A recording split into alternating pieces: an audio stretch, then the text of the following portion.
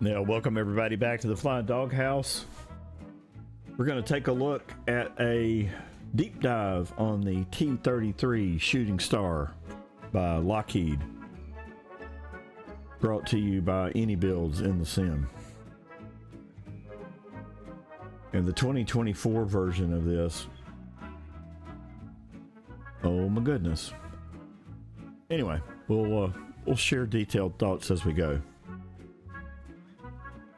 So let's roll right into what would you want to know about the Shooting Star.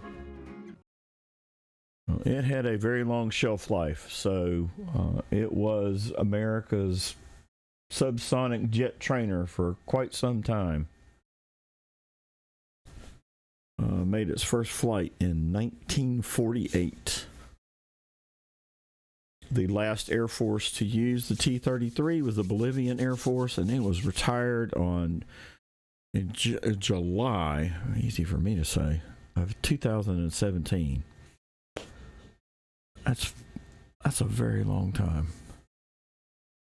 At any rate, it is a charming old bird. The developer has done some interesting things. The texturing, we'll have a hard look at that. We'll look at the cockpit. There are some interesting features inside the cockpit, including a electronic flight bag, which you can take advantage of. And there are two different variations of the cockpit, traditional and modern. So depending on what you're doing, make your selection. All right, so back to the specifics of the airframe here.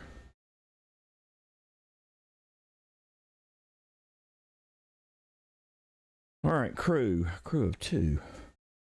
Wingspan 38 feet 10.5 inches, length 37 feet 9 inches, height 11 feet 8 inches, wing area 234.8 square feet, empty weight 8,365 pounds, gross weight 12,071 pounds, maximum takeoff weight 15,061 pounds.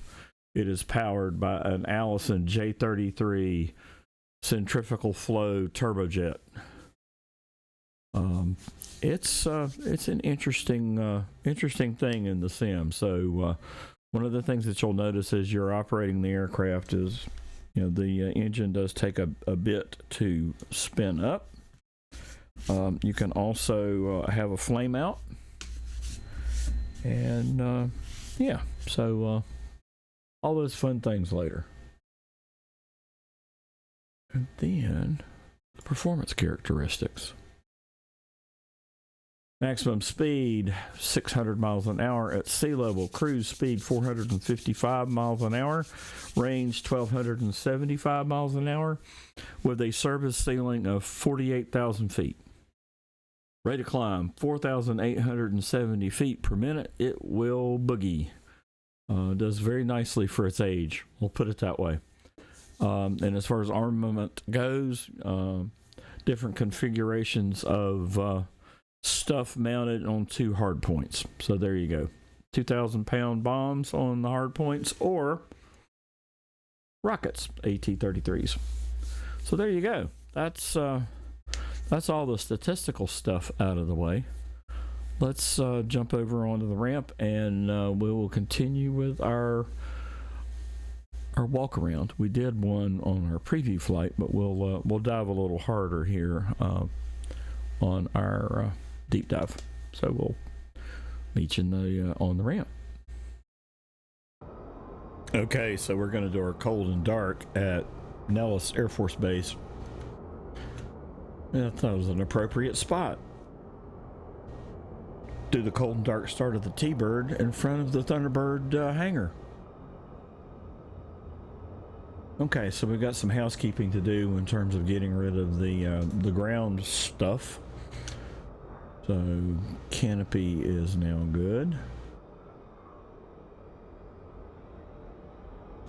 Chocks are good.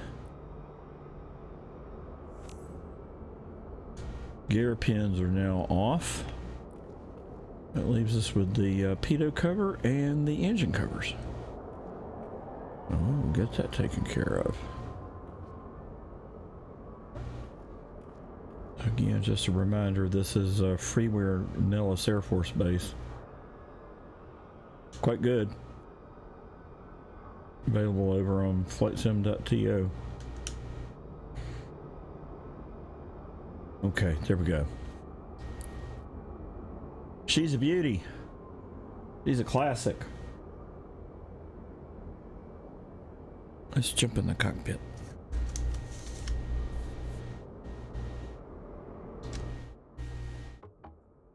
Okay, here we are in the office.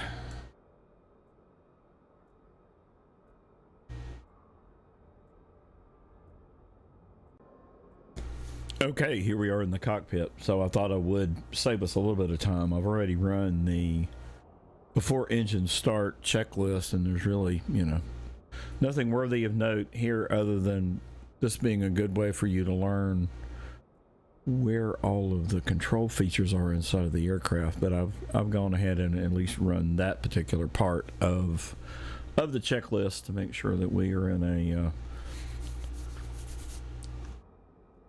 safe state to proceed to the engine start. So first up, let's go ahead and take a peek at the EFB. So we'll zoom in on that. The first video I did point out where the click spot is for that. It's this bolt over on the left hand side of the canopy, just above the danger keep hands clear sign. So that'll help you remember where that is. That's great. Okay, so what do we got on the EFB? So there's basically 3 different functions, right? So there's a VFR map,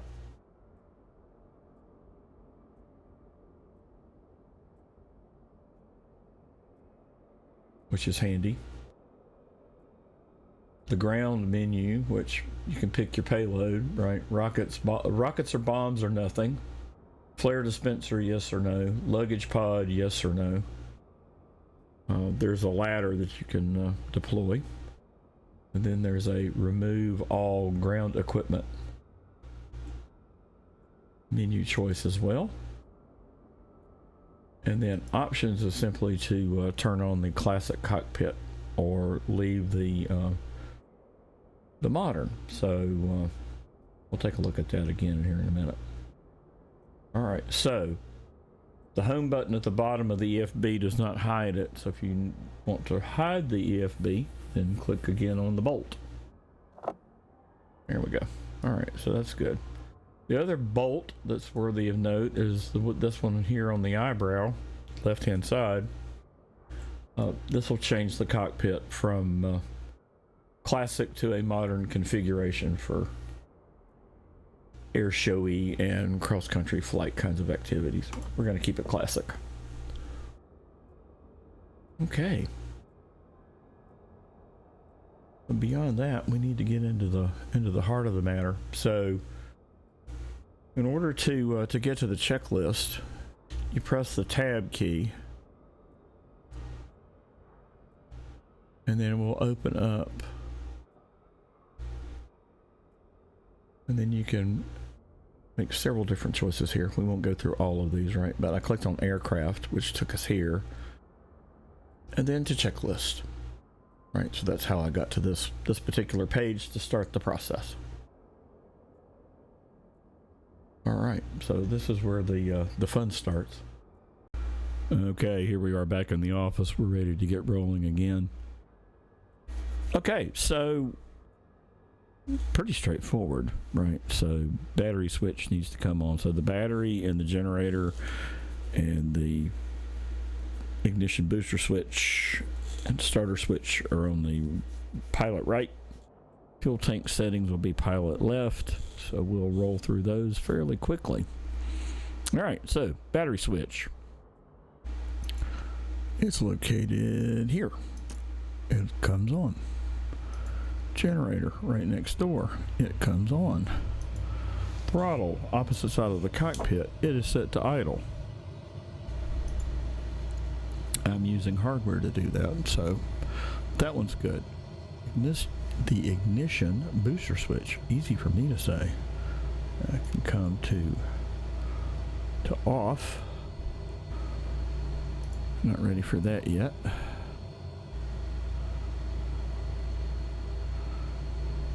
Fuselage tank setting is needs to go to fuse, and it is located on the opposite side of the cockpit. So we will swing around and we will set that to fuse. Check that off. Other fuel tanks are set to off, so they are good. Starter switch. Back to the other side of the cockpit. Okay, here we go. Starter switch to start.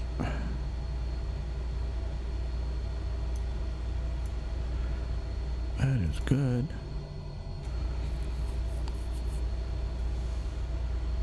And then we'll hit the ignition switch here when we get to 9%.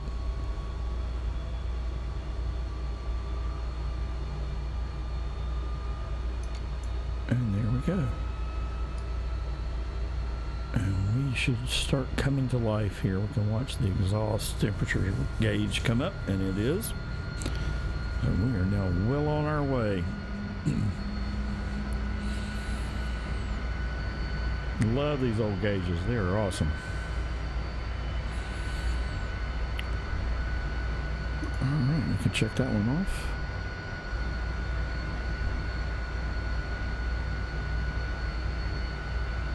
And now we can release the starter switch because we do have a successful engine start here. And we can increase the RPM here. And we'll continue to spool up.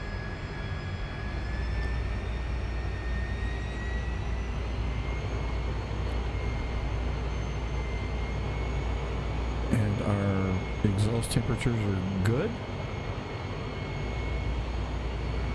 Oil pressure is good.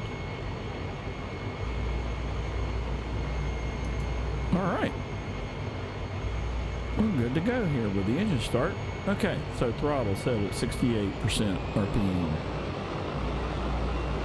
Turn that up.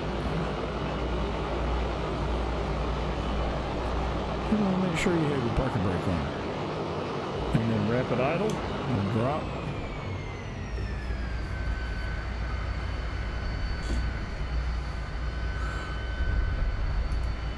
We are good, and we will check flaps on hardware, and they are good. Speed brakes are good. Inverter switch. Front panel. We are done.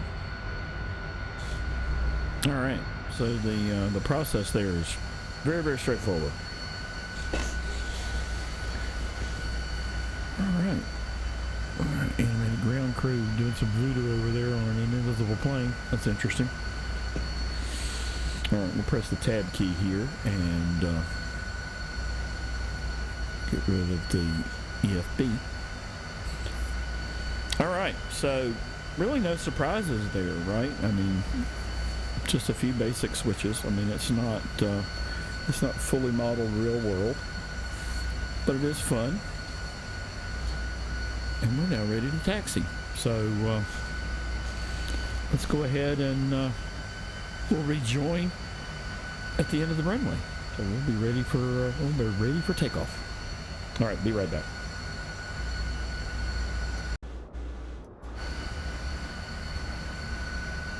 All right, we're sitting at the end of runway 21 right at Nellis.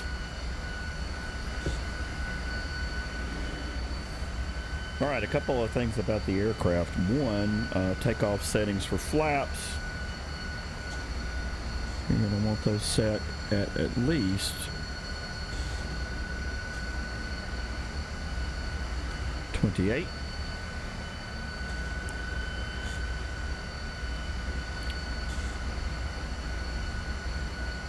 Rotate speed is going to be about 115.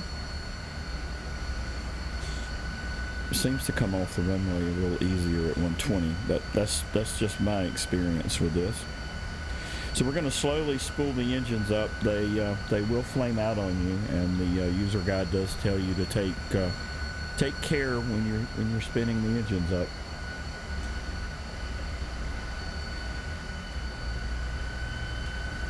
So we will keep that in mind. As far as our approach back in for landing, it needs to be shallow. For trim, I have been using -2 degrees, and that seems to be a workable solution for me. And we'll do our control surface test here. And we'll have parking brake and tow brakes on as we spin up the engines.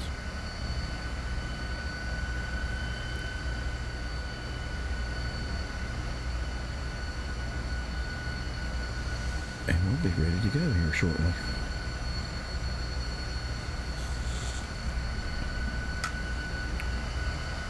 She is a beauty.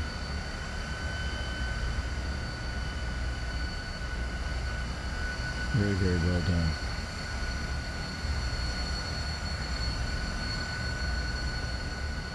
So lots of different liveries available.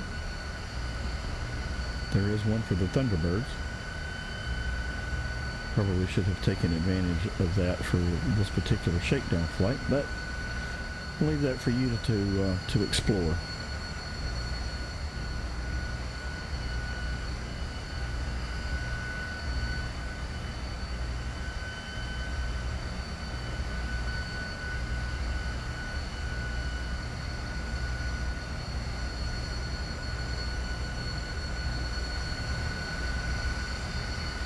And we've got weather set today for high clouds. And we'll go ahead and spin it up. So I'm going to take the RPM up to about 95%.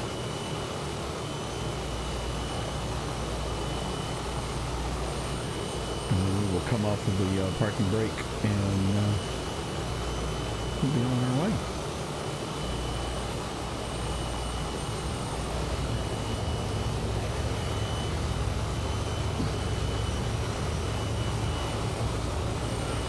Gentle on the rotor brakes. I'm toe tapping here just to move the aircraft around a little bit on the runway. We'll give it a rotate here. We'll go ahead and come off. And we'll pull gear up. And flaps coming in. Give ourselves a little bit of altitude before we make our turn. Aircraft is going to wash around a bit, so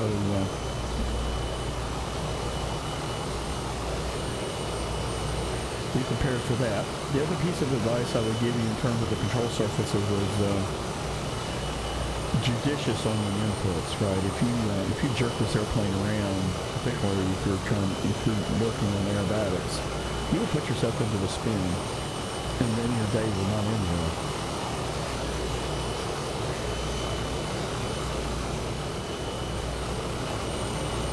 She is beautifully done.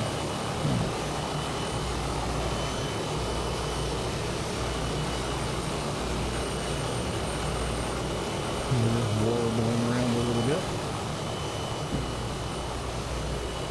We'll make our way out here and we'll start our turn back into Nellis. We are going to do a native run roll, so we'll have a look at that.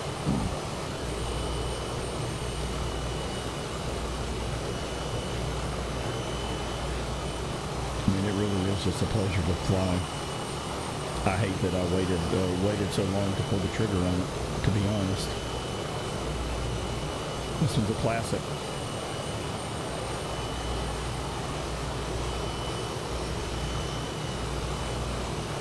And it served as the principal trainer for the U.S. Air Force for decades. And I was very, very gentle on the controls there with the aileron there. It will slip and skid. And again, within the confines of the modeling available here, I think it's exceptional. And we've got speed brakes out, so it will low you up in a hurry. Now we've got hardware triggers set for that. And we are now slowing our airspeed down here. And we're going to target about 140. And we'll ease our way down to the runway. And we'll take in a flatter than normal approach pattern than you might be used to. And there goes the gear animation. Gear coming down. Get ourselves configured here for landing.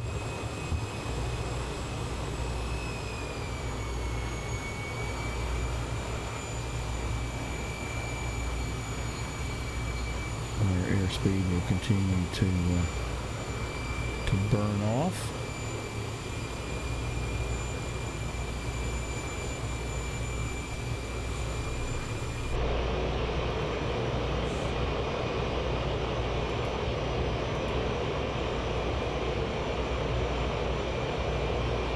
And I had the modern cockpit turned on, so I've gone back to analog.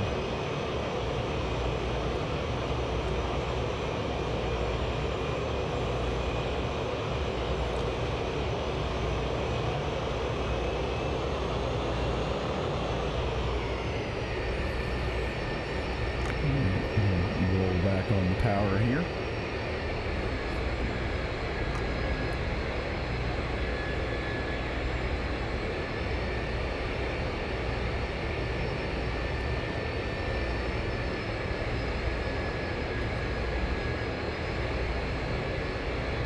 Yourself into a good neighborhood. The airspeed now is down to 168.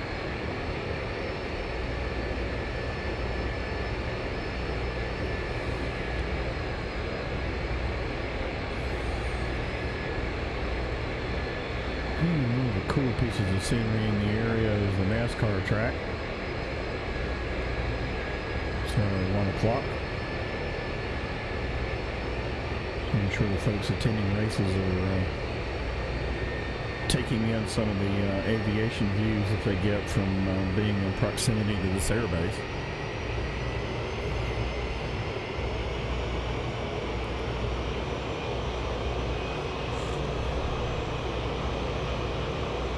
We're making our way down here.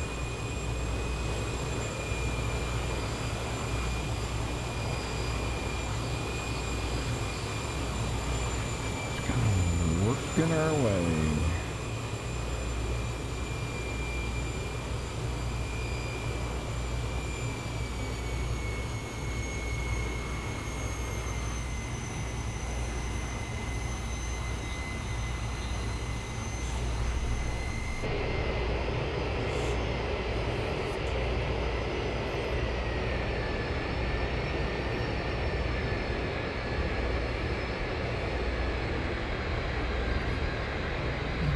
Gradually make our way down here. We're now down to 130.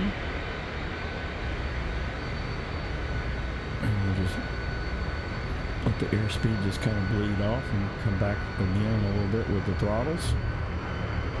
And we'll set her down nice and gentle.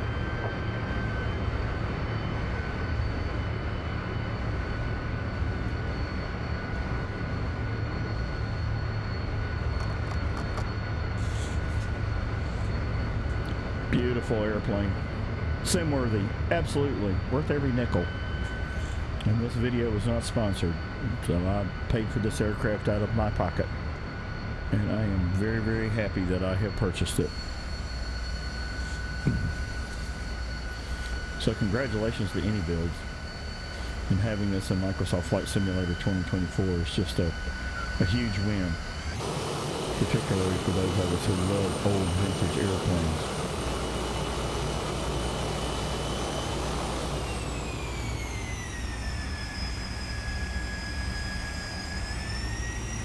Alright. Well, if you haven't already done so, please like and subscribe. We'd love to have you as a channel subscriber. We do post frequently over in the community tab on YouTube. We also have a Discord channel. I also host flights over on Virtual Flight Online on the regular. So if you're looking for a group flight to join, Virtual Flight Online might be the place for you. We've got a variety of different kinds of flights that we have planned, and they take place on the regular on Sunday, Monday, Tuesday, and Wednesday, with occasional offerings the other days of the week. So it's a quite active community and a great group of people. So good to have you along. Move our way down here to our faster friends and then park this bird. All right, with that, I'm going to leave it here. Thanks for being along. Till next time. Cheers, y'all.